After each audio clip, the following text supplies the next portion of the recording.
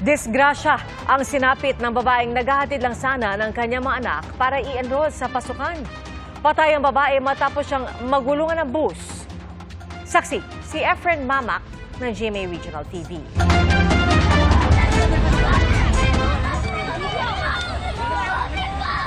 Pinipigilan ng mga residente ang magkapatid na edad 11 at 10. Nalapitan ang babaeng pumailalim sa bus na ito sa Pandag, Maguindanao del Sur. Ang magkapatid, anak ng babae na nasagasaan ng bus habang sakay ng motorsiklo. Angkas niya ang kanyang mga anak na ihahatid sana niya sa paaralan sa Buluan para ma-enroll sa darating na pasukan. Sa kasawiang palad, nabangga sila ng kasunod na bus. Itong buster, yung driver, iniwasan niya yung lubak-lubak na cemented road. Then, pag-iwas niya, nasaunahan niya yung motor. Pagbusinan niya, tarang nagulat yung driver kaya yun, nabangga ng bus yung likod ng van motor. Tapos, naulog yung babae, doon na sa ulo ng van bus. Kaya pumailalim doon sa tire ng van bus, doon sa front. Nagtamo ng minor injury ang dalawang bata matapos tumilapon mula sa motorsiklo. Pero, ang kanilang ina, binawian ng buhay.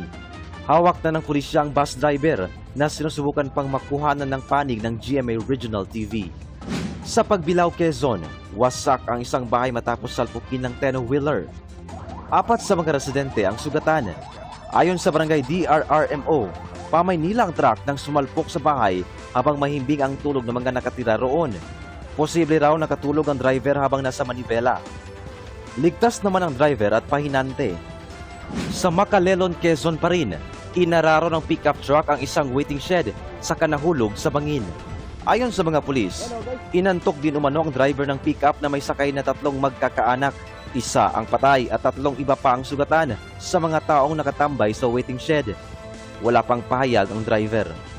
Para sa GMA Integrated News, ako si Efren Mamak ng GMA Regional TV, ang inyong saksi.